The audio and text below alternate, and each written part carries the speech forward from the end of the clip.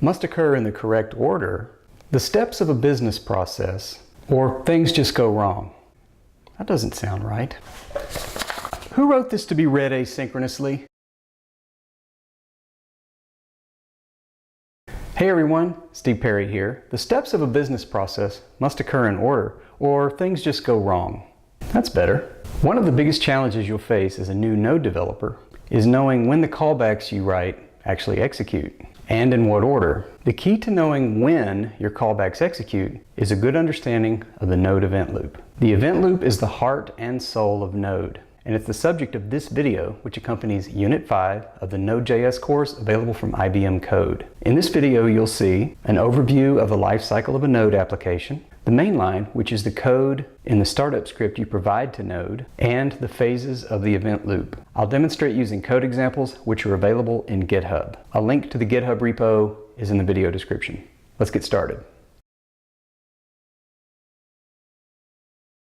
When you start Node, you provide a script to run like this. You execute Node and provide the script as an argument. Node runs the script from top to bottom. The script in this case is very simple and does nothing more than output a couple of messages to the console. But as your scripts grow in complexity, it can be difficult to predict when your callbacks will run, unless you have a good understanding of asynchronous programming and the event loop. So let's talk about the life cycle of a Node application. Your Node application starts when you run Node and give it the name of a script to process. That script has JavaScript code in it, of course, which executes from top to bottom. If you don't make any non-blocking calls, then there are no callbacks for the event loop to run, and Node exits. This code, as you can see, makes several non-blocking calls, which causes the event loop to run until there are no more callbacks, at which point, again, Node exits. That's a general overview of the Node application lifecycle. Now let's look at the lifecycle in more detail, starting with mainline. Mainline is a term I use to describe the main path or line of execution in a JavaScript program that's run by Node. It's the code that processes from top to bottom in the script you provide to Node as an argument. Take a look at this example and let's identify the JavaScript code on the mainline because it will execute first. Just for fun, I'll run this in the VS Code debugger and step through the code. The require function obtains a reference to the logger module. The immediately invocable function expression, which I've called mainline, runs next. It first calls the logger to output a message, which shows up in the debug console. Next, process.nextTick is called and is passed an anonymous callback, which is not executed yet. See? The debugger stepped right over the callback. Then the logger is called with another message, which shows up in the debug console. Next is the mainline microtasks queue, which has one callback in it, the anonymous callback passed on the call to process.nextTick, which calls the logger with a message, and there it is in the debug console. To get back to the lifecycle diagram, here's what we just saw. Node started, and we passed it the name of the script to run.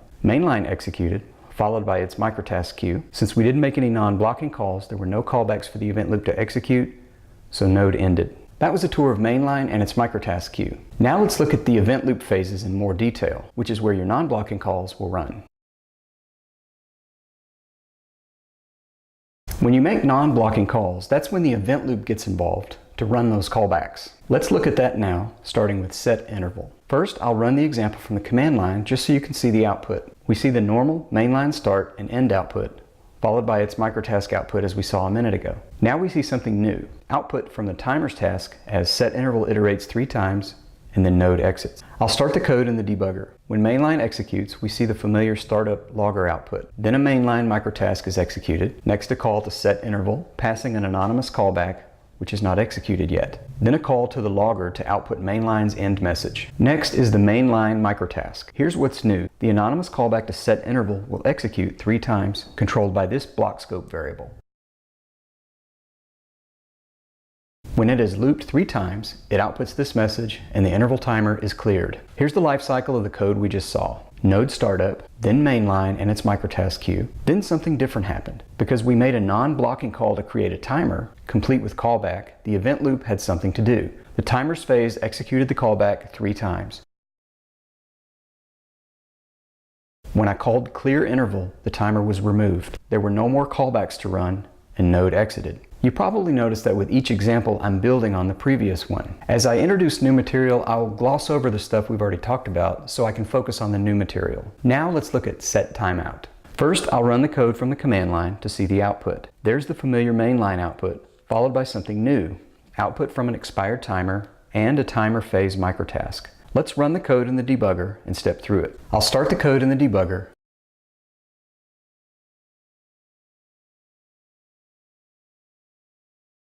There's the mainline output. The interval timer callback now executes and checks its iteration block scope variable because it will loop 3 times and exit as we saw in the previous examples. If the iteration counter is less than 3, then set timeout is called, passing an anonymous callback. When that callback runs during the timer's phase, it calls the logger, then schedules a timer's phase microtask as a phase delimiter. When that callback runs, it calls the logger, and there we see the output. The program continues until the interval timer is cleared, then Node exits.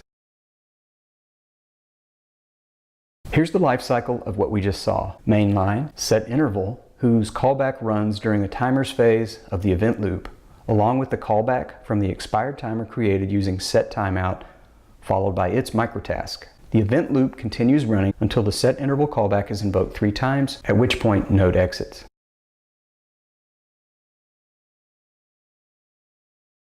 Now, let's do some non-blocking I/O and get the poll phase involved. As I did before, I'll run the code from the command line so we can see the output. There's the mainline output. Then we see something new. Poll phase output coming from the callback to fs.readdir, then a poll phase delimiter microtask. Let's run this in the debugger and walk through it.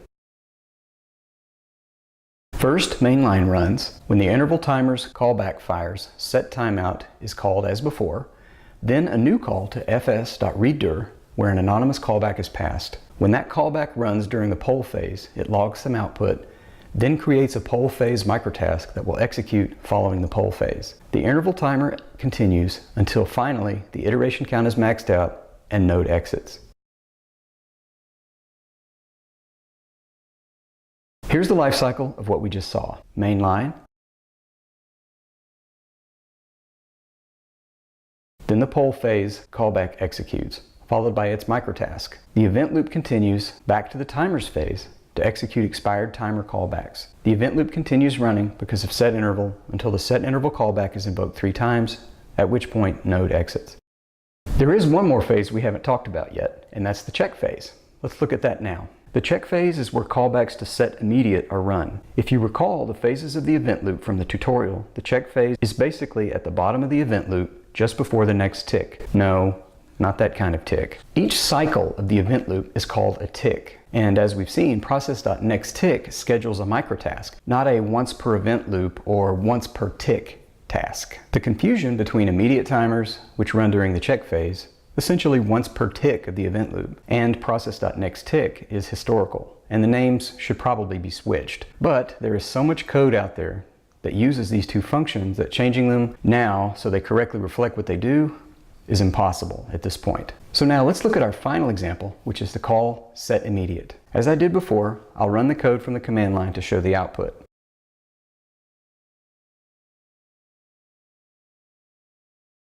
First, mainline runs. When the interval timer's callback runs, set timeout is called as before, along with the call to fs.readdir. When the poll phase runs its callbacks, the fs.readdir callback runs and logs some output, creates a poll phase microtask, and then calls setImmediate so that it runs when the poll phase becomes idle. When the check phase runs its callbacks, the setImmediate callback runs and logs some output and schedules a microtask. The set interval loop continues until 3 iterations are done. Then the interval timer is cleared and Node exits. Here's the life cycle of what we just saw. Mainline, the set interval callback runs and schedules a timer and calls fs.readdir. Then, when the fs.readdir poll phase callback executes, it schedules the immediate timer, then a poll phase microtask. When the check phase runs and setImmediate callback runs and also schedules a microtask. Then the event loop continues back to the timer's phase to execute expired timer callbacks and so forth. The event loop continues running because of set interval until set interval callback is invoked 3 times, at which point Node exits. Got all that? If not, don't worry about it. Just keep playing around with these examples until you have a good feeling for how the event loop works. All of the examples you've seen in this video are available in GitHub for you to play with. So have fun. And remember, not that kind of tick. And there you have it, the Node application lifecycle and the event loop. All of the code examples in this video are in GitHub. And remember, This video accompanies Unit 5 of the Node.js course available at IBM Code. A link to the course is in the video description. I hope you enjoyed the video. I'm Steve Perry. Thanks for watching, and I'll see you next time. So long.